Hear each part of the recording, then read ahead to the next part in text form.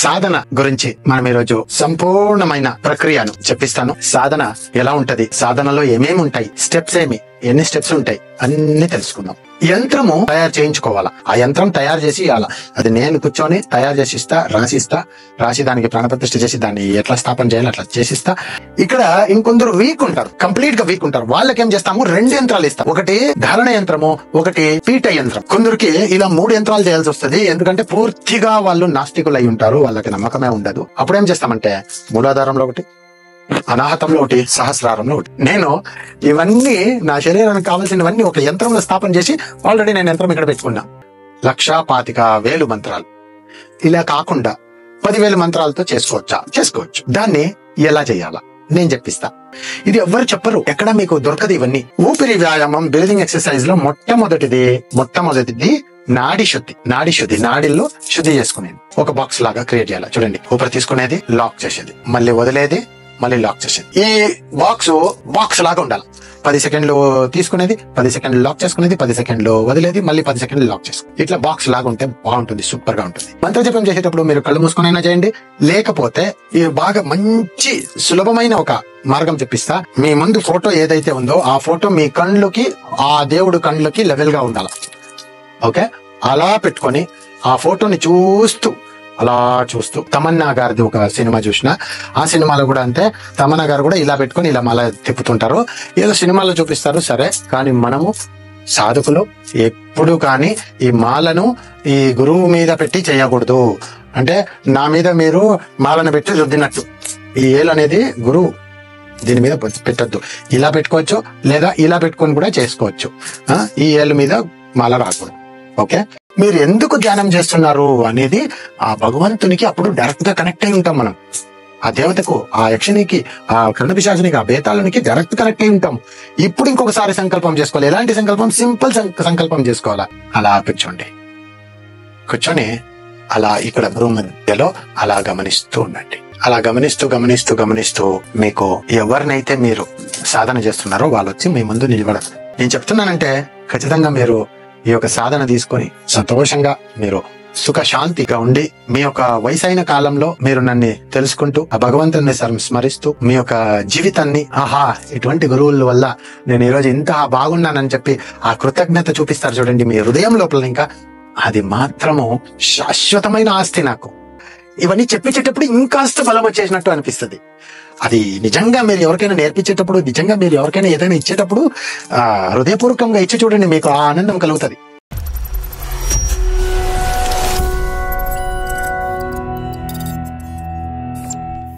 నమస్తే, నేను మీ అమర్నాథ్ గురూజీ. సాధన గురించి మనం ఈరోజు సంపూర్ణమైన ప్రక్రియను చెప్పిస్తాను.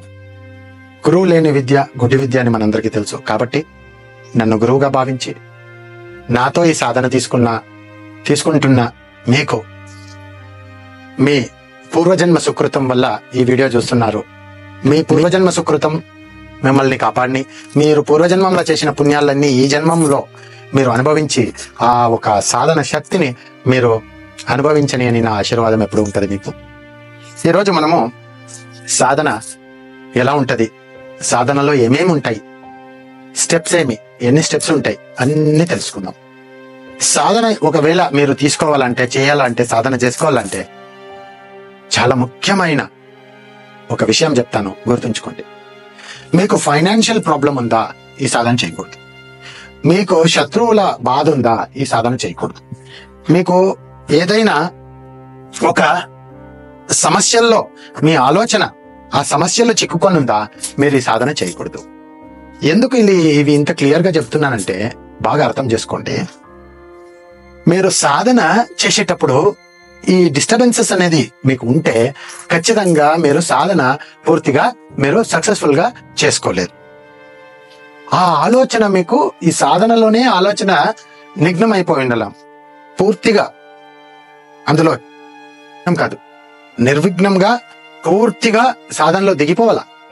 ఈ డిస్టర్బెన్స్ పెట్టుకుంటే మీకు సాధన చేసేకి కష్టమవుతుంది. ఊరికే మీ డబ్బులు వేస్ట్, మీ యొక్క దీక్ష వేస్ట్, అన్ని వేస్ట్ అయిపోతాయి. ఎటువంటి ఒక డిస్టర్బెన్స్ లేకుండా ఉండే సమయంలోనే మీరు సాధన తీసుకునే దానికి అర్హులు అని మనము ఖచ్చితంగా తెలుసుకోవాలి.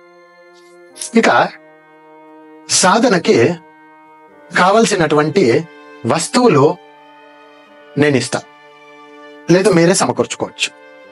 ఎలా అంటే, ఒక ఉదాహరణకి చెప్పేదైతే కాళికాదేవికి అయితే ఎర్రటి వస్తువులు అంటే ఎర్రటి హాసనం, ఎర్రటి జపమాల, ఎర్రటి వస్త్రము, మళ్ళీ ఎర్రటి హాసనం ఇలాంటిది. లేకపోతే కాళికాదేవి ఒక తాంత్రిక విధానంలో మీరు చేసుకున్నట్టయితే నల్లటి వస్తువులు, అన్ని నల్లవి, నల్లటి మాల, నల్లటి హాసనము, నల్లటి బట్టలు మీరు ధరించాల్సి వస్తుంది. ఇలా లక్ష్మీదేవికి అయితే పసుపు రంగు, ఇలా ఒక్కొక్కరికి, శివుడికి అయితే తెలుపు, మహావిష్ణువుకి అయితే ఆరెంజ్ కలర్, నారింజ రంగు, బ్రహ్మదేవునికి అయితే పింక్ కలర్ పువ్వు లోపల కూర్చుంటాడు కదా, ఏమది తామర పువ్వు రంగులో చేసుకోవాలి. ఇలా కర్ణపిశాచినికి అయితే నల్లది, అదే కాలభైరవుడికైతే నల్లది, యక్షిణీలకైతే తెల్ల, ఎరుపు, పింక్, ఎల్లో, ఇట్లా యక్షిణీలు 64 యక్షిణీలు ఏమున్నారో వాళ్ళకు ఒక్కొక్కరికి ఒక్కొక్క లాంటి ఒక కలర్స్ మనము చూస్ చేసుకోవాలా. తర్వాత యంత్రము తయారు చేసుకోవాలా, తయారు చేయించుకోవాలా. మీరు చేసుకోలేరు. యంత్రము ఎక్కడో పుస్తకాల్లో ఉండే యంత్రాలు, ప్రింటెడ్ అయిన యంత్రాలు, లేదు ఇంకెక్కడో అంగట్లో దొరికిన యంత్రాలు ఒక్క నయా పైసాకి పని చెయ్యవు. దయచేసి అర్థం చేసుకోండి. మీకు ఎందుకు ఈ ఖర్చు, ఇంత ఖర్చు ఎందుకు అంటే ఆ యంత్రాల కోసమే ఖర్చు. ఆ యంత్రం తయారు చేసి ఇవ్వాల. అది నేను కూర్చొని తయారు చేసి ఇస్తా, రాసి దానికి ప్రాణప్రతిష్ఠ చేసి దాన్ని ఎట్లా స్థాపన చేయాలి అట్లా చేసిస్తా. ఆ ఒక యంత్రాన్ని మీ యొక్క సప్త చక్రాలకి మధ్యలో ఉండే అనాహత చక్రంలో ఇక్కడ పెట్టుకోవాలా. యంత్రాన్ని ఇక్కడ వచ్చేటట్టు పెట్టుకోవాలి. ఇప్పుడు చూడండి, నేను గరుడ స్వామిని ఇక్కడ పెట్టుకున్నా కదా, ఇలా ఇక్కడ పెట్టుకోవాలి. ఇక్కడ పెట్టుకుని మీరు ఒకవేళ ఈ యొక్క సాధన చేసినట్టయితే మనకి మూలాధారం, స్వాధిష్టానం, మణిపురం ఈ 3 చక్రాలని మనము తీసుకొచ్చి ఇక్కడ కనెక్ట్ చేసినాం. ఇక్కడ అనాహతంలో కనెక్ట్ చేసినాం. ఈ అనాహతంలో కనెక్ట్ చేసిన తర్వాత మామూలుగా సాధన చేసే వాళ్ళకి ఇక్కడికే వచ్చి నిలిచిపోద్ది. కాబట్టి ఈ యంత్రం ఉంటే ఏమైతుంది, యంత్రం అంటే ఏంటి, ఇప్పుడు మీరు చూస్తున్న ఈ యొక్క డివైస్ ఏదైతే ఉందో, మొబైల్ కానీ, ల్యాప్టాప్ కానీ, కంప్యూటర్ కానీ, టీవీ కానీ, ట్యాబ్ కానీ, ఈ 5 డివైస్, ఈ 5లో ఏదో ఒక కేటగిరీ చేరిండేది కదా మీ దగ్గర ఉన్న ఇప్పుడు డివైస్, మీరు చూస్తున్న డివైస్. ఇది ఏం చేస్తుంది, నేను ఎక్కడో ఉన్నవాడిని తీసుకుని వచ్చి దీని లోపలికి చేర్చి ఇటు నుంచి మీ కండ్లల్లోకి చేర్చి, మీ కండ్లల్లోకి నుంచి మీ జ్ఞానం ఈ బ్రెయిన్ లోకి చేర్చి, ఆ బ్రెయిన్ లో ఇంకా మీ హార్ట్ లోకి చేరుస్తా ఉంది, ఫీల్ అయ్యేటట్టు చేస్తా ఉంది. అరే గురువు గారు చెప్తాను నిజం రా, ఇది దీన్ని ఈ ప్రకారం వస్తే ఇలా ఈ సప్త చక్రాలు యాక్టివేట్ అవుతారా నాకు అని మీకు అర్థమవుతుంది. అవునా? అలా యంత్రం అనేది వెరీ వెరీ ఇంపార్టెంట్. యంత్రం అనేది వెరీ వెరీ ఇంపార్టెంట్. ఇక్కడ ఇంకొందరు వీక్ ఉంటారు, కంప్లీట్ గా వీక్ ఉంటారు. వాళ్ళకి ఏం చేస్తాము, 2 యంత్రాలు ఇస్తాము. ఒకటి ధారణ యంత్రము, ఒకటి పీఠ యంత్రం, స్థాపన యంత్రం. పీఠంలో స్థాపన చేసి ఆ స్థాపన చేసిన పీఠ పైన కూర్చుంటారని. అప్పుడేం చేస్తుంది, మూలాధారంలో నుంచి ఆటోమేటిక్ ఎనర్జీ వచ్చి ఇక్కడ కనెక్ట్ అయ్యి ఇక్కడ ఇంకా ఆటోమేటిక్ గా ఇక్కడికి వచ్చేస్తుంది. ఇంకా కొందరికి సహస్రారం మీద కూడా మనం యంత్రం పెట్టొచ్చు. ఇది ఎవరు చెప్పరు, రహస్యము. కానీ మీరు ఏదో నా దగ్గర సాధన చేసుకుని మీరు గొప్పవాళ్ళు అయిపోవాలని నా ఒక ఉద్దేశం, కాబట్టి మీకు చెప్పిస్తున్నా. కొందరికి ఇలా 3 యంత్రాలు చేయాల్సి వస్తుంది. ఎందుకంటే పూర్తిగా వాళ్ళు నాస్తికులు అయి ఉంటారు, వాళ్ళకి నమ్మకమే ఉండదు. ఇటువంటి వాళ్ళకి అప్పుడేం చేస్తామంటే మూలాధారంలో ఒకటి, అనాహతంలో ఒకటి, సహస్రారంలో ఒకటి. సహస్రారంలో యంత్రం ఎట్లా పెట్టుకునేది గురువు గారు, దానికి ఒక ఐడియా ఉంది. మనము తలపాక కట్టుకుంటాం కదా, అలా తలపాక కట్టుకునేటప్పుడు ఆ తలపాక లోపల ఇక్కడ పెట్టి ఆ తర్వాత కట్టుకుంటాం. కట్టుకుంటే అక్కడికి యాక్టివేట్ అయింది. నేను కూడా కొన్ని వీడియోల్లో అలా తలపాక కట్టుకొని వీడియోలు చేస్తా. ఎందుకు చేస్తా అంటే అక్కడ నేను ఏదో ఒక వస్తువు పెట్టుకుంటా, అది నాకు పైన కనెక్ట్ అయ్యి మాట్లాడిపిస్తూ ఉంటుంది. టగడగడగడగడని ఏ మంత్రాలు, ఎక్కడుండే మంత్రాలు అన్ని వచ్చేస్తా ఉంటాయి డైరెక్ట్ గా. కొన్ని ఆ మంత్రాలు ఇంకా ఎక్కడ బుక్ లో ప్రింట్ అయి ఉండవు. ఇలా నాకు ఏదో దేవతలకు ఇలా గొడవ జరిగింది, ఒకసారి యుద్ధం జరిగింది. అలా యుద్ధం జరుగుతూ ఓడిపోతూనే వస్తున్నా. అప్పుడు ఆంజనేయ స్వామిని హనుమంతుని ఒక సహాయం కోరినప్పుడు స్వామి ఒక యంత్రం చూపించినారు నాకు. ధ్యానంలో కూర్చొని స్వామిని అడుక్కున్నప్పుడు ఒక యంత్రం చూపించినారు. ఆ యంత్రం ఎంత పవర్ఫుల్ అంటే ఆ యంత్రం చేసిన తర్వాత ఆ యుద్ధంలో గెలిచినా నేను. ఆ యుద్ధంలో గెలిచిన తర్వాత ఏమిరా స్వామి చూపించిన యంత్రానికి ఇంత బలం ఎలా వచ్చింది, ఇది ఎక్కడైనా ఉందా, లిపిలో ఉందా అని చెప్పి అన్ని గ్రంథాలు వెతికి వెతికి వెతికి వెతికి ఎక్కడా ఆ యంత్రము రచన చేయబడలేదు. అలా ఎన్నో మనకు ఇక్కడ లిపిలో లేకుండా ఉండేవి ఎన్నో మనకు పైన ఆకాశంలో ఉన్నాయి. ఆకాశం ఇంకా తెచ్చుకొని ఆకాశంలో ఉండేటివి ఎవరైనా ఇలాంటి మనం ఎవరిదై సాధన చేస్తామో వాళ్ళ సాధన వల్ల, మనము వాళ్ళ ఆశీర్వాదం వల్ల, వాళ్ళు చూపించిన ఒక యంత్రాన్ని, ఒక విషయాన్ని తీసుకొచ్చి మనం ఇక్కడ తయారు చేసి మనం గెలవచ్చు మన జీవితంలో అనేది గుర్తుంచుకోవాలి. యంత్రం ఎంత స్పీడ్ గా మనకు పనిచేస్తుంది అనేది కూడా మీకు ఇంకొక ఉదాహరణ చెప్తా. నడుచుకొని ఆంధ్ర నుంచి ఢిల్లీకి వెళ్ళాలంటే ఒక 2 నెలలు పడుతుంది, అవునా? అదే కార్లో అయితే ఒక 4 రోజులు 3 రోజులు పడుతుంది. ట్రైన్లో, కార్లో 3 రోజులు పడుతుంది. ఫ్లైట్ లో 2 గంటల్లో వెళ్ళిపోతాం, అవునా? అలా యంత్రం అనేది ఒక పవర్ఫుల్ మషిన్. దేవుళ్ళకి, శక్తికి, మానవునికి, మానవుని ఆత్మకు, మానవుని వైబ్రేషన్ కి, ఎనర్జీకి, పాజిటివ్ నెగటివ్ ఎనర్జీకి అన్నిటికీ లింక్ అయి ఉంటుంది ఈ యంత్రం. యంత్రంలోనే చూడండి, నన్ను చాలా మంది అడుగుతారు, గురుగారు మీరేంటి అష్టదిగ్బంధన కూడా చేసుకోలేదు, అలా కూర్చునేసినారు శ్మశానంలో వచ్చి అలాగే స్టార్ట్ చేసేసినారే అని అడుగుతారు నన్ను. వాళ్ళకేం తెలుసు, నేను ఇవన్నీ నా శరీరానికి కావాల్సినవన్నీ ఒక యంత్రంలో స్థాపన చేసి ఆల్రెడీ నేను యంత్రం ఇక్కడ పెట్టుకున్నా. ఇప్పుడు ఆ యంత్రం ఉన్నప్పుడు ఏ శక్తులైనా వచ్చి నన్ను అటాక్ చేస్తాయా? చేయలేవు. ఎందుకు చేయలేవంటే ఆ యంత్రంలోనే దశదిక్పాలకుల్ని స్థాపన చేసిన, ఆ యంత్రంలోనే కన్నులు, ముక్కు, చెవులు, నోరు, అన్ని శరీరం అవయవాలు తయారు చేసి పెట్టిన, ఆ యంత్రంలోనే నాకు సపోర్ట్ చేసేటువంటి మంత్రము, నాకు సపోర్ట్ చేసేటువంటి డయాగ్రామ్స్ స్థాపన చేసి పెట్టుకొని దాన్ని నేను ధారణ చేసుకొని, ఆ ఒక ధారణ శక్తి, ఆ ఒక యంత్రంలోని శక్తి నా శరీరంలో పాకి ఉంది. నా 72,000 నాడుల్లో ఉన్నాయి. సో నా అన్ని నాడులు ఇలా ఇలా ఇలా పైకి, కిందకి, సైడ్లకి, చుట్టూ అలా కావులు కాస్తా ఉంటది. ఆ మధ్యలో నేను కూర్చొని ధ్యానం చేస్తా ఉంటా, జపం చేస్తా ఉంటా, సాధన చేస్తా ఉంటా. నన్ను ఎవరైనా ఏమైనా చేసేకైతుందా? కాదు. ఎందుకు కాదు? అలా స్థాపన చేసుకుంటా. దాన్నే తంత్రం అనేది.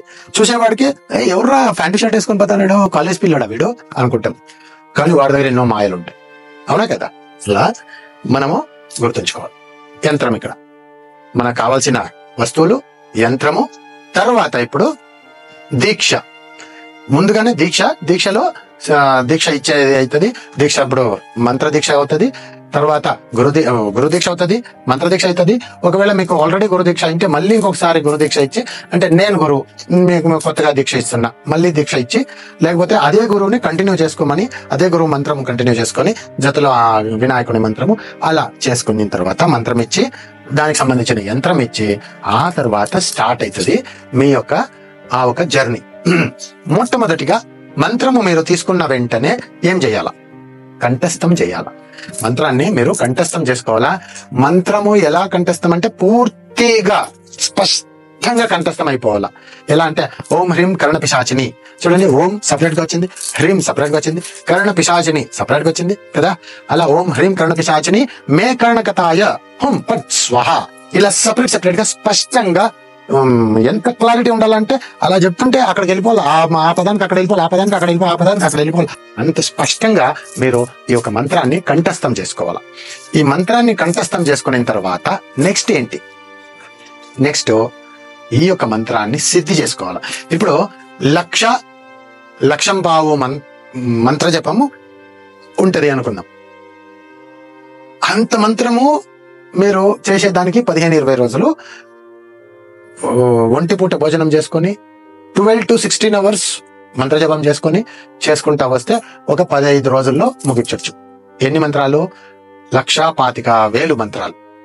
ఇలా కాకుండా 10,000 మంత్రాలతో చేసుకోవచ్చు.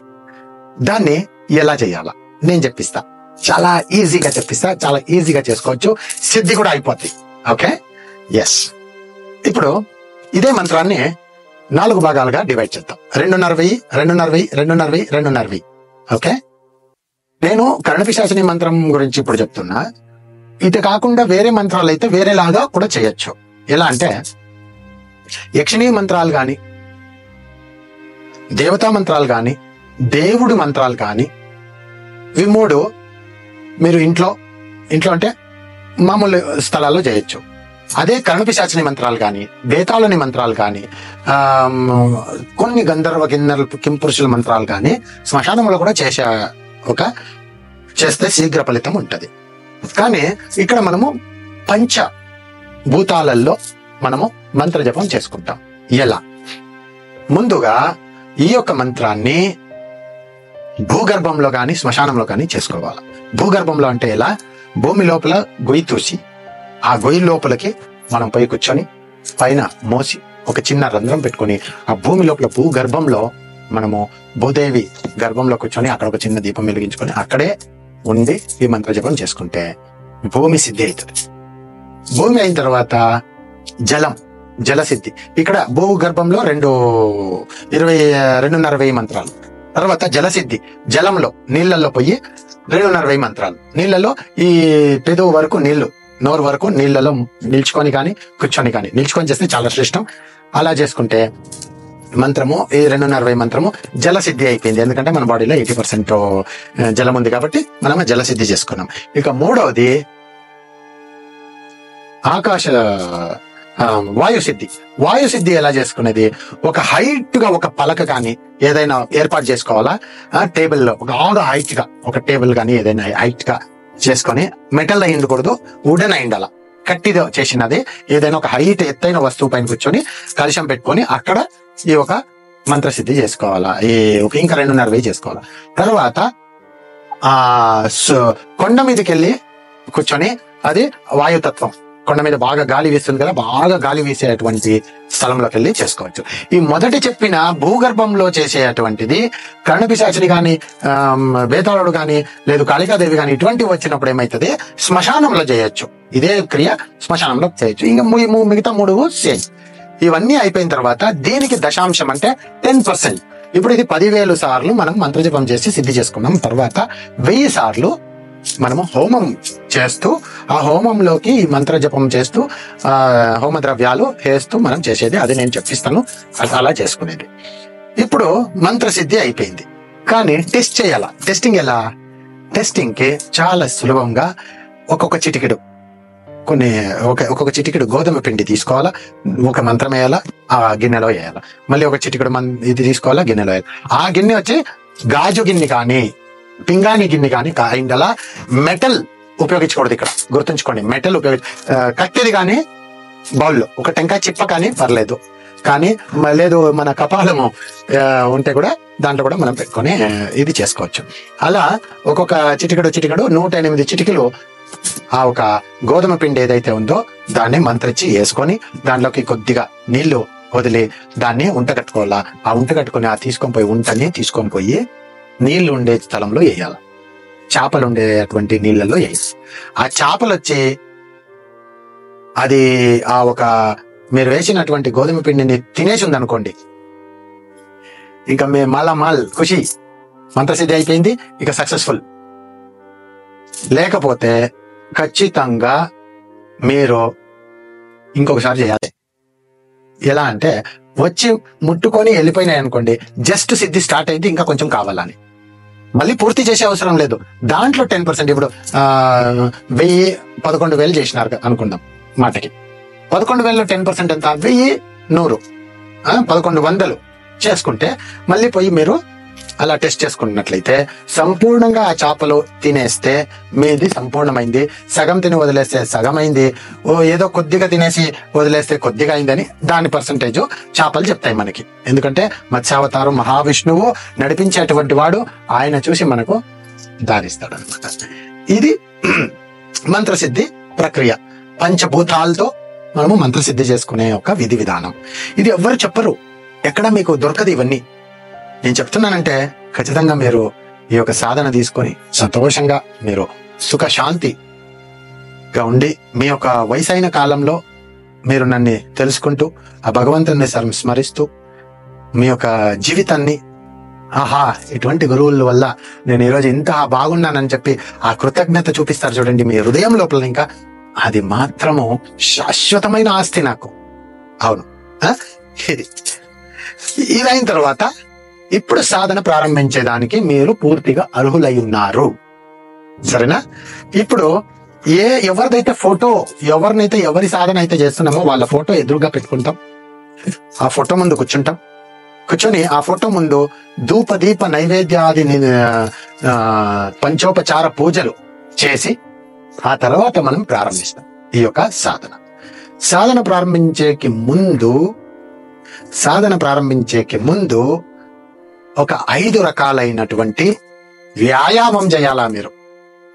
వ్యాయామం అంటే ఊపిరి వ్యాయామం, ఇంగ్లీష్ లో ఏమంటాం మనము బ్రీదింగ్ ఎక్సర్సైజ్, అది చేయాలి. ఈ 5 రకాలైన వ్యాయామము ఏమేమి? వ్యాయామం చేసేదానికి మన శరీరం తయారు చేసుకోవాలి ముందు. ఇప్పుడు ఎలా మనం సాధన చేసుకునే దానికి మంత్రం సిద్ధి చేసుకున్నామో అలా వ్యాయామం చేసేదానికి ముందుగా మన శరీరంలో వైబ్రేషన్స్ చెక్ చేసుకోవాలా. ఎలా చెక్ చేసుకునేది? ఓంకారం చేసుకోవాలా. ఓంకారం ఎలా చేసుకుంటాం? చాలా మంది ఓం ఇట్లా చేస్తారు, ఓం ఓం ఓం అట్లా చేస్తారు. ఇంకొందరు ఓం ఇట్లా చేస్తారు. ఇక్కడ 2 అక్షరాలు వచ్చినాయి. యాక్చువల్లీ ఓం ని ఆ ఉ ఏయు ఏ యు ఎం ఇట్లా 3 అక్షరాలుగా విడమర్చి చేసుకోవాలా. ఆ అనండి, ఇప్పుడు ఒకసారి అనండి. అలా అనేటప్పుడు మీ కడుపులో ఒక వైబ్రేషన్ ఆ తర్వాత ఊ అనేటప్పటికి ఇక్కడికి వచ్చేస్తుంది వైబ్రేషన్, ఊ ఇక్కడికి వచ్చేస్తుంది, విశుద్ధిలోకి వచ్చేస్తుంది. మళ్ళా ఎం అనేటప్పటికి ఈ ఆగ్నేయంకి సహస్రారానికి వచ్చేస్తుంది. అలా ఈ 7 చక్రాలు యాక్టివేట్ అయ్యేటువంటి ఓంకారాన్ని ఆ ఊ అం అని 3 భాగాలుగా చేయాలి. ఆ 3 భాగాలు కూడా సరి సమానంగా చేయాలి. నేను ఒకసారి చేసి చూపిస్తాను, మీరు నా నోరుని గమనించండి. నా నోరు ఏమవుతుంది? పూర్తిగా ఓపెన్ అవుతుంది. ఆ తర్వాత పోను పోను పోను పోను పోను పోను పోను క్లోజ్ అవుతుంది, ఒకే సమానంగా. ఒకసారి చేసి చూపిస్తాను, బాగా చూసుకోండి. పూర్తిగా ఊపిరి లోపలికి తీసుకోవాలా, పీల్చుకోవాలా.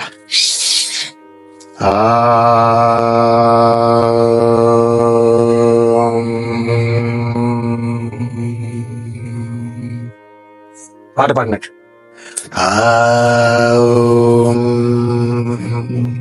అట్లా తీసుకోవాలా, అలా తీసుకోవాలా. 7 స్వరాలు ఒక ఓంకారంలో ఉంది అంటే మీరు నమ్ముతారా? అవును, ఉంది.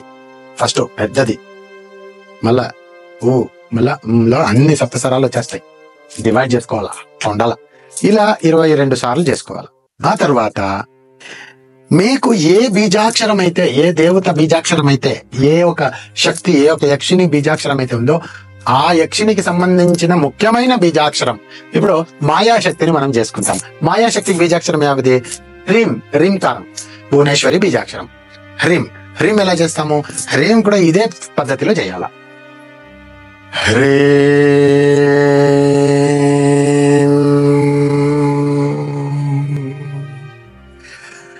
ఇంకోసారి చెప్పిస్తా. హరే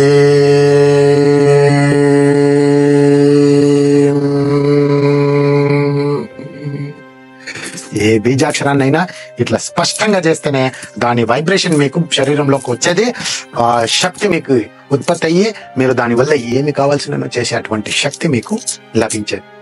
గుర్తుపెట్టుకోండి. నేను కూడా ఇక పైన ఎక్కువ ఈ యొక్క సాధనలు చేర్పించేదానికి, సాధనలు ఇచ్చేదానికి, ఇట్లా నేర్పించే దాంట్లోనే పూర్తిగా మగ్నమైపోవాలా అని అనుకుంటున్నా. ఎందుకంటే ఇలా నేర్పిస్తూ ఉంటే ఎంతో సంతోషంగా ఉంది తెలుసా. నా ముఖంలో ఒక నవ్వు, ఒక సంతోషం, ఆనందం. అది ఈ బీజాక్షరాలు చెప్పేటప్పుడే, ఇవన్నీ చెప్పించేటప్పుడు ఇంకాస్త బలం వచ్చేసినట్టు అనిపిస్తుంది. అది నిజంగా మీరు ఎవరికైనా నేర్పించేటప్పుడు, నిజంగా మీరు ఎవరికైనా ఏదైనా ఇచ్చేటప్పుడు హృదయపూర్వకంగా ఇచ్చి చూడండి, మీకు ఆ ఆనందం కలుగుతుంది. ఆ 7 చక్రాలు అలా నాట్యం ఆడుతుంటాయి. ఆ సంతోషమే వేరబ్బా. మాట్లాడుతున్నాం మళ్ళీ ఎవరి విషయంలోకి వచ్చి. ఇప్పుడు ఈ 2 చేసుకున్న తర్వాత, ఈ 2 చేసుకుంటే మీరు ఈ ఒక ఊపిరి వ్యాయామం అంటే బ్రీదింగ్ ఎక్సర్సైజ్ చేసేదానికి మీరు సిద్ధంగా ఉన్నారని అర్థం. ఊపిరి వ్యాయామం, బ్రీదింగ్ ఎక్సర్సైజ్ లో మొట్టమొదటిది నాడి శుద్ధి. నాడిల్లో శుద్ధి చేసుకునేది. ఎలా అంటే ఇప్పుడు మనము ఒక గ్లాస్ ఉంది, ఆ గ్లాసుని శుద్ధం చేయాలా. ఆ గ్లాసుని శుద్ధం చేయాలా అంటే ఏం చేస్తాం? కొద్దిగా గంగ పోస్తాం, అలా తిప్పుతాం, మళ్ళీ పారబోస్తాం, తర్వాత కొద్ది గంగ పోస్తాం, తిప్పుతాం, మళ్ళీ పారబోస్తాం. అవునా కదా? అలా మనలో కూడా శుద్ధి చేసుకోవచ్చు. లోపల శుద్ధి. బయట అయితే బాగా శుద్ధి అయిపోయింది, కూర్చున్నారు, మీరు స్నానం చేసినారు, మేకప్ వేసుకున్నారు, ఇంకా అన్ని చేసుకొని కూర్చున్నారు, బట్టలు గిట్టలు వేసుకొని కూర్చున్నారు. లోపల శుద్ధి. ఇప్పుడు లోపల శుద్ధి చేపిస్తాం. లోపల శుద్ధి చేయాలంటే ముందు ఇలా ఈ 2 వేళ్ళు ఇలా, ఈ వేళ్ళు ఇలా తీసుకొని ఇది ఎప్పుడు ఎడమ ముక్కుతోనే స్టార్ట్ చేయాల. ఎందుకంటే ఇది చంద్రనాడి, శాంతమైన నాడి, శాంతంగా స్టార్ట్ చేయాలన్నమాట. ఎడమ ముక్కులో పూర్తిగా ఊపిరి పీల్చుకోవాలా, మళ్ళీ బిగించాలి. ఇప్పుడు ఏం చేస్తున్నాం? ఈ పూర్తిగా ఊపిరి పీల్చుకొని లోపల ఊపిరిని నిలుపునాం. నిలిపితే ఏమైతుంది? లోపల మనమంతా శుద్ధి చేస్తున్నాం. శుద్ధి చేస్తాం, బాగా అల్లాడించడం, తిప్పినాం. ఇప్పుడు కుడివైపు ముక్కు రంధ్రం వదిలేసి బయటకు వదిలేసినాం ఊపిరి అంతా. వదిలేసిన తర్వాత మళ్ళీ లాక్. ఎందుకంటే పూర్తిగా వదిలేసినాం, మళ్ళీ మూసేసినాం. మూసేస్తే ఏమవుతుంది? ఇలా మూసేసినప్పుడు లోపల ఖాళీగా ఉంటది. ఉన్నప్పుడు ఏమైతుంది? ఆ మిగిలిన ఏదైతే ఆక్సిజన్, కార్బన్ డైఆక్సైడ్ ఉందో అదంతా యాక్టివ్ అవుతుంది. అలా యాక్టివ్ అయిన తర్వాత మళ్ళీ కొత్త ఊపిరి, కొత్త ఆక్సిజన్ లోపలికి ఇస్తాం, మళ్ళీ మూసేస్తాం. మళ్ళీ అంతా క్లీన్ అవుతుంది. యాక్టివ్ అవుతుంది, ఇది అంతా క్లీన్ అవుతుంది. అయిన తర్వాత మళ్ళీ లెఫ్ట్ సైడ్ రంధ్రంలో ఇడిచేసినాం, బయట పూర్తిగా ఇడిచేసినాం. మళ్ళీ లాక్. ఈ లాక్ చేసినప్పుడు ఏమవుతుంది? మిగిలిన ఎయిర్ ఏదైతే ఉందో అదంతా యాక్టివ్ అయిపోతుంది, ప్రాణం పీకుతా ఉంటది. ఎంత సాధ్యమైతే అంతసేపు లాక్ చేయాలా, లోపల లాక్ చేయాలా, మళ్ళీ బయటికి వదిలేసిన తర్వాత కూడా లాక్ చేసుకోవాలా. నోట్లో కూడా ఊపిరి తీసుకోకూడదు. అలా లాక్ చేసి ఉంచి ఎంత లాంగ్ టైం మీరు చేస్తారో అంత మేలు. మళ్ళీ తీసుకున్నాం. అలా ఇలా ఒక 11 సార్లు కానీ 22 సార్లు కానీ చేసుకోండి, చాలా మంచిది. ఇదైన తర్వాత ఒక నిమిషం పాటు రెస్ట్ తీసుకొని తర్వాత ఇమ్మీడియట్ గా మీరు బాక్స్ బ్రీదింగ్ లోకి వచ్చేయాలా. బాక్స్ బ్రీదింగ్ ఎట్లా చేయాలా? బాక్స్ బ్రీదింగ్ వచ్చేసి ఊపిరి పూర్తిగా తీసుకోవాలా 2 రంధ్రాల్లోనూ, మళ్ళీ లాక్ చేయాలి, మళ్ళీ పూర్తిగా వదలాలా, మళ్ళీ లాక్ చేయాలి, మళ్ళీ పూర్తిగా తీసుకోవాలా, లాక్ చేయాలి. ఇది ఒక బాక్స్ లాగా క్రియేట్ చేయాలి. చూడండి, ఊపిరి తీసుకునేది, లాక్ చేసేది, మళ్ళీ వదిలేది, మళ్ళీ లాక్ చేసేది. ఈ బాక్స్ లాగా ఉండాలి. 10 సెకండ్లు తీసుకునేది, 10 సెకండ్లు లాక్ చేసుకునేది, 10 సెకండ్లు వదిలేది, మళ్ళీ 10 సెకండ్లు లాక్ చేసుకునేది. ఇట్లా బాక్స్ లాగా ఉంటే బాగుంటుంది, సూపర్ గా ఉంటుంది. ఇది చేసుకున్న తర్వాత నెక్స్ట్ కపాల్భాతి చేయాలి. కపాల్భాతి ఎట్లా చేసేది? ముక్కులో ఊపిరిని బయటికి జోరుగా వదిలేది. ఊపిరి తీసుకునేది తెలియకూడదు, వదిలేది మాత్రమే తెలవాల. ఎట్లా?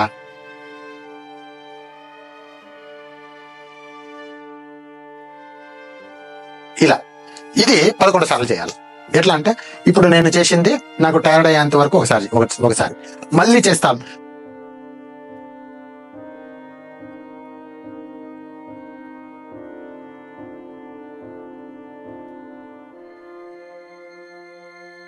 ఇప్పుడు టైర్డ్ అయింది 2 సార్లు. ఇట్లా 11 సార్లు చేయాలి. బాగా కడుపులో నొప్పి వస్తుంది, బాగా శరీరం అంతా నొప్పి అవుతుంది. కానీ దీనివల్ల చాలా లాభం ఉంటుంది. ఓకే, దీనివల్ల 2 లాభాలు అయితే చాలా ముఖ్యంగా ఉంటది. ఒకటి, మీ జీర్ణ వ్యవస్థ సూపర్ అయిపోతుంది, మీ కొవ్వు కరిగిపోతుంది. ఇది ముఖ్యమైన ఒక 2 లాభాలు. ఆ తర్వాత ఇంకా మిగతా లాభాలన్నీ మీరే చెప్తారు పోను. సరేనా? తర్వాత ఇదైన తర్వాత ఏమేమైంది? ఇప్పుడు వరకు మనం ఏమేమి చెప్పుకున్నాం? నాడి శుద్ధి, బాక్స్ బ్రీదింగ్, తర్వాత కపాల్భాతి. ఇదైన తర్వాత కరెక్ట్గా చెప్పాను. ఫస్ట్ నాడి శుద్ధి, ఆ తర్వాత బాక్స్ బ్రీదింగ్, ఆ తర్వాత కపాల్భాతి. కపాల్భాతి అయిన తర్వాత రేచకపూర్వక. ఈ రేచకపూర్వక మంత్రము ఏంటంటే స్పీడ్ గా నాడి శుద్ధి చేసేదే. స్పీడ్ అంటే అగ్ని పుట్టించాలి, ఇక్కడ అగ్ని పుట్టించాలి మనం. అలా చేసేదానికి మనము రేచకపూర్వకం అంటాము. దాన్ని స్పీడ్ గా చేసేదాన్ని రేచకపూర్వకం అంటాం. రేచకపూర్వకాకి ఈ 2 ఏళ్ళు తీసుకోవాలా. తీసుకొని ముందుగా మనము ఎడమ నాడి నుంచి ప్రారంభిస్తాం.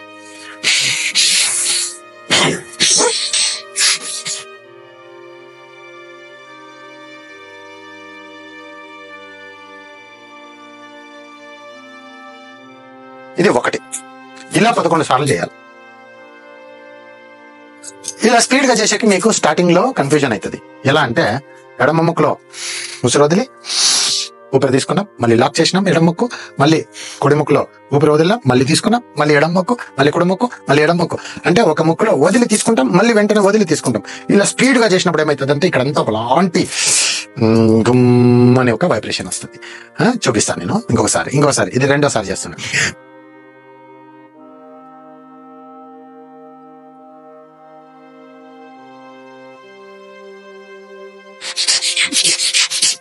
ఇది రెండోసారి. ఇలా చేసుకుంటూ వెళ్తే ఒక మాదిరి చెవులు, తల, ఇదంతా ఒకలాంటి ఒక ఫీలింగ్ వస్తుంది. ఇలా చేసుకున్న తర్వాత ఇప్పుడు 4 అయిపోయినాయి. ఏమేమి? నాడి శుద్ధి, బాక్స్ బ్రీదింగ్, కపాల్భాతి, రేచకపూర్వక. 5వది పూర్తిగా నవరంధ్రాలు బంద్ చేసి స్వామిని దర్శించడం, మన చక్రాన్ని దర్శించడం, లేదా పరమాత్మని దర్శించడం, లేదా మీరు సాధన చేస్తున్నటువంటి శక్తిని ఇక్కడ దర్శించాలా. ఎలా దర్శించండి? మనం బాత్రూమ్ పోయేక ముందు మనకి బాత్రూమ్కి అర్జెంట్ అయినప్పుడు ఏమైతుంది, మనము అంటే బాత్రూమ్ ఇంకా దూరం ఉంది, బాగా అర్జెంట్ అయిపోయింది, వచ్చేసింది, ఆపుకోవాలా. అప్పుడు ఎలా చేస్తాం? అలా లోపల ఇంకా ఆ పల్విక్ మసిల్స్ ని పైనకి ఈడ్చి పట్టుకుంటాం కదా. అదే మాదిరి రీసెస్ పోయినప్పుడు ఏమైతుంది, రీసెస్ అర్జెంట్ అయిపోయింది, ఎక్కడ రీసెస్ పోసేదానికి స్థలమే లేదు, చాలా అర్జెంట్. అప్పుడు ఏం చేస్తాము, మనము ఆ ఒక రీసెస్ ని కంట్రోల్ చేస్తాం, అవునా? అలా కింద 2 హోల్స్ ని బంధించాల. ఉడియానా బంద్. ఓకే, ఆ 2 రంధ్రాలని బంధించాలా. ఈ బంధించక ముందు పూర్తిగా ఒకసారి ఊపిరి తీసుకోవాలి. ఇప్పుడు 2 బంధించాలా, కింద 2 బంధించాలా, మళ్ళీ చెవులు బంధించాలా, నోరు, ముక్కులు, కళ్ళు ఇలా పూర్తిగా బంధించి ఇక్కడికి దృష్టి పెట్టి లోపల ఇంకా చూడాలి. అలా చూస్తే మీ బొటన వేలంతా ఎలుపు, ఇక్కడ ఒక ఎలుగు, సూర్యుడు ఏ తేజస్సులో కనిపిస్తాడో అలాంటి ఎలుగు ఇక్కడ పుడుతుంది. మీకు ఆశ్చర్యం అయిపోతుంది, ఏమరా గురువు గారు ఇటువంటి సీక్రెట్ చెప్పేసినారని. సీక్రెట్ ఏం లేదు, అన్ని విద్యల్లో ఉన్నాయి, కాకపోతే మీరు అక్కడ వరకు వెళ్ళలేదు, లేదు ప్రాక్టీస్ చేయలేదు అంతే. ఓకే, మీలోనే శక్తి ఉంది, ఆ శక్తిని మీరు కనుక్కునేది అనమాట. ఇంకా కొందరు ఏం చేస్తారంటే ఈ కన్నులు కొద్దిగా ఇట్లా పైకి ఎత్తినట్లు పైన ఇంకా ఇట్లా చూస్తారు, అన్ని నవరంధ్రాలు బంధించి. ఇట్లా చేసినప్పుడు ఆ ఒక ఎలుగు అనేది ఏర్పడుతుంది, చిన్నగా ఏర్పడి బాగా ఒక బట్టన్ నిలువెలు. కానీ మీ ధ్యానం అక్కడ ఉండాల, పూర్తిగా అక్కడే ఉంటే అది ఏర్పడి మళ్ళీ అలా మాయమైంది. ఇది చాలా మంది చెప్పారు, నేను చెప్తున్నా, మీరు దీని ఫలితాంశం చూసుకుంటే. ఇది అయిన తర్వాత ఇప్పుడు మీరు మంత్ర జపానికి రెడీగా ఉన్నారని అర్థం. ఇప్పుడు 108 మంత్రాలు లేదు 1008 మంత్రాలు, నేను మీకు ఎన్ని చెప్పినానో 216 ఇలా ఎన్ని మంత్రాలు చెప్పినానో ఆ మంత్ర జపం చేసేకి, పూజ చేసేకి మీరు రెడీగా ఉన్నారనమాట. ఇప్పుడు దీప నైవేద్యాలు, ఆ ఫోటో ఏదైతే ఇచ్చినానో ఆ ఫోటో ముందు దీప నైవేద్యాలు పెట్టి కర్పూర ఆరతి చేసి వాళ్ళకి దండం పెట్టుకుని, ఇలా నేను మంత్ర జపం షురూ చేస్తున్నా, మీ ఒక ఆశీర్వాదం కావాలా, మీరు వచ్చి ఇక్కడ ఈ ఒక పూజని స్వీకరించండి అని చెప్పి మాట్లాడాలా. ఇప్పుడు నేను మీతో ఎలా మాట్లాడుతున్నానో అలా దేవుళ్ళతో మీరు మాట్లాడాలా పరస్పరం. అప్పుడే వాళ్ళు మీతో కూడా కరెక్ట్ గా మాట్లాడేదానికి మీకు అవకాశం ఇస్తారు. మిమ్మల్ని వాళ్ళు మాట్లాడినప్పుడు మీకు తెలుస్తుంది, సరేనా? అలా మాట్లాడి చెప్పాలి. చెప్పిన తర్వాత మంత్ర జపం చేయాలి. మంత్ర జపం చేసేటప్పుడు మీరు కళ్ళు మూసుకునైనా చేయండి, లేకపోతే ఈ బాగా మంచి సులభమైన ఒక మార్గం చెప్పిస్తా. మీ ముందు ఫోటో ఏదైతే ఉందో ఆ ఫోటో మీ కళ్ళకి, ఆ దేవుడు కళ్ళకి లెవెల్ గా ఉండాలి. ఓకే, అలా పెట్టుకొని ఆ ఫోటోని అలా చూస్తూ మంత్రజపం చేసుకోండి. 108 మంత్రజపం. ఈ మంత్రజపం చేసేటప్పుడు చాలా మంది ఒక తప్పులు చేస్తారు. మొన్న ఒక సినిమాలో చూసినాను, ఏది సినిమా అదే, ఇప్పుడు ముందు ఒక సినిమా గురించి మాట్లాడినాను నేను, ఏది బాలకృష్ణ గారి సినిమా, అన్నవారు సూపర్ గా చేసినారు. అదేదది అఘోరా, దాంట్లో ఆయన అఘోరా, ఆయన కూడా ఇలా చేస్తుంటాడు.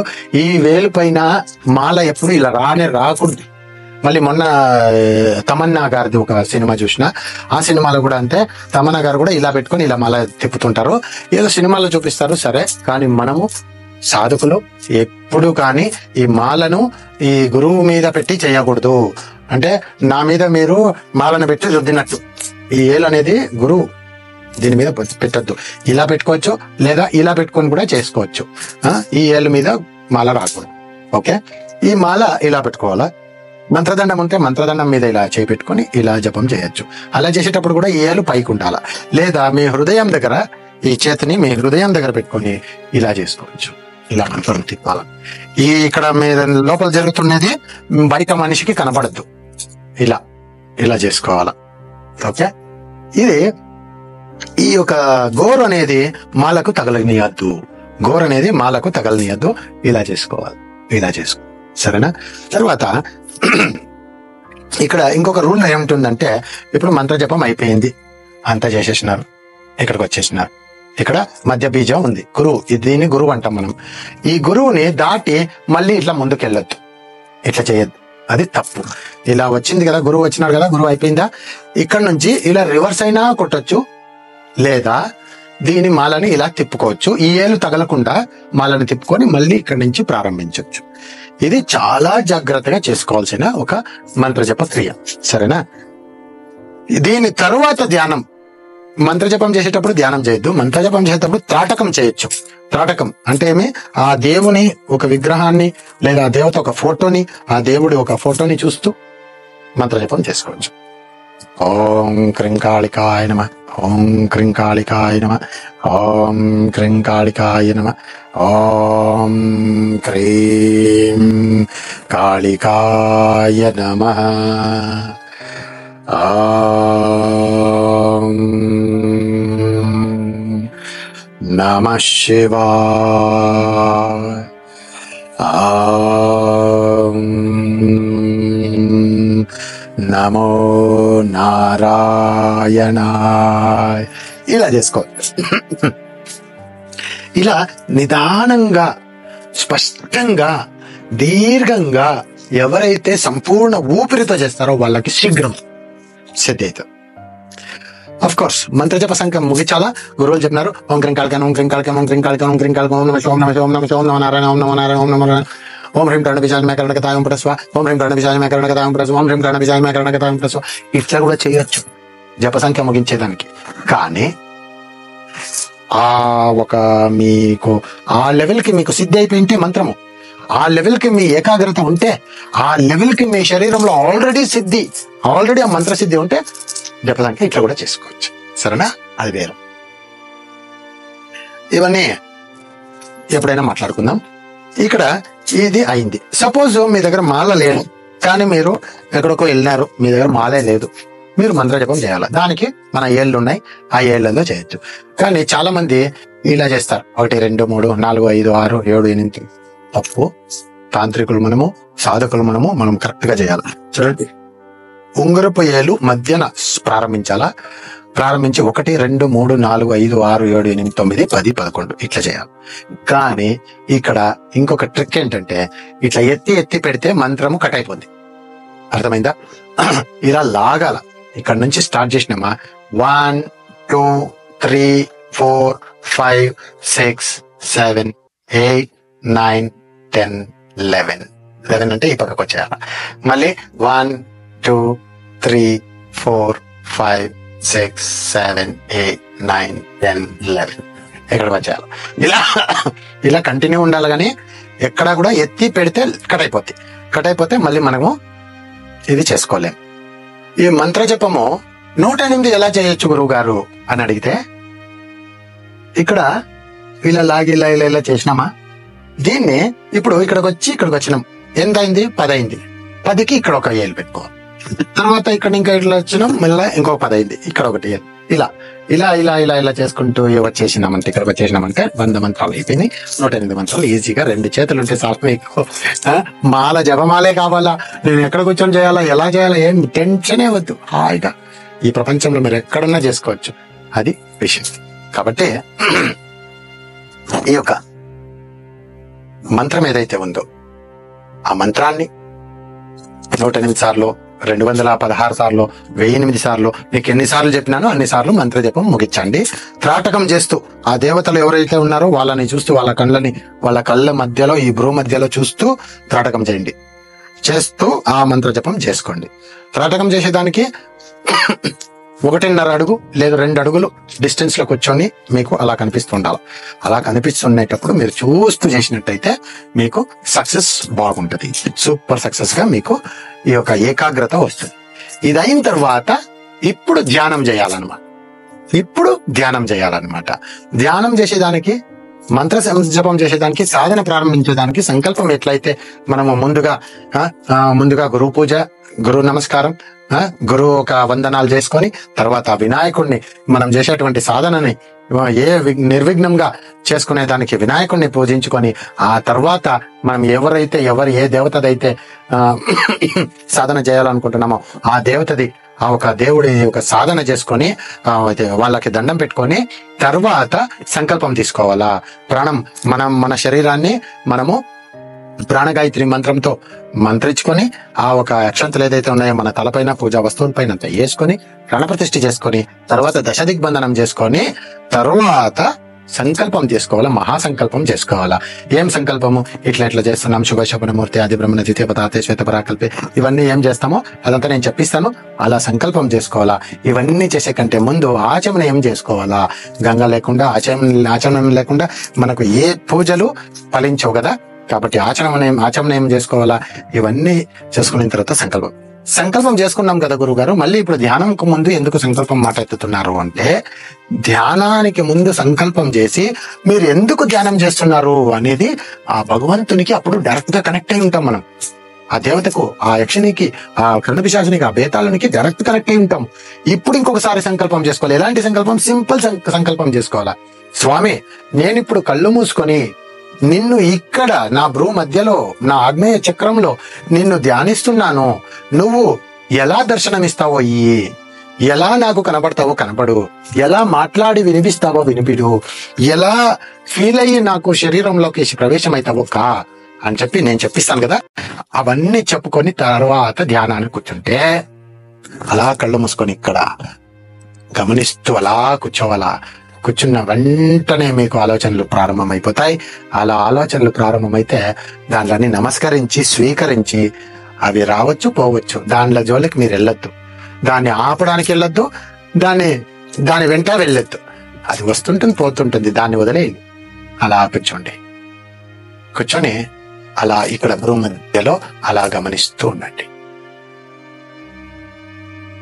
అలా గమనిస్తూ మీకు ఎవరినైతే మీరు సాధన చేస్తున్నారో వాళ్ళు వచ్చి మీ ముందు నిలబడిన వెంటనే మీరు కళ్ళు తీయచ్చు.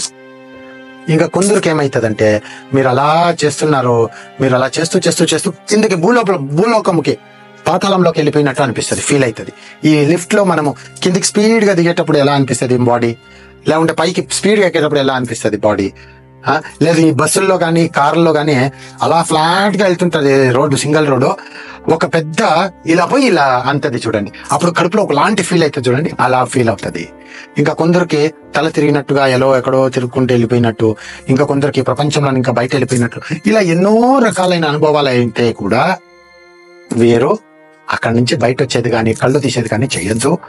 అలా మీకు ఈ ఎదురుగా ఎవరో వచ్చినట్టు, వెనకాల ఎవరో వచ్చినట్టు, కుడిపక్క ఎవరో వచ్చినట్టు, ఎవరో దూరం నుంచి మిమ్మల్ని పిలిచినట్టుగా అనుభవాలు అవుతాయి. అలా అనుభవాలు అయినా కూడా మీరు చలించొద్దు. అలా అనుభవం అయ్యేది వాళ్ళే అనుకొని, మనుషులు అనుకొని హాయిగా అలా ఉండిపోయినప్పుడు మీకు కొన్నిసార్లు మీరు ఎవరినైతే పూజిస్తున్నారో వాళ్ళు వచ్చి నిలబడతారో, చూస్తారు, వెళ్ళిపోతారు. అలా చూసిన వెంటనే మీరు అలర్ట్ అయిపోవద్దు. అలా శాంతంగా అలా హాయిగా అలా చూస్తూ ఉండండి.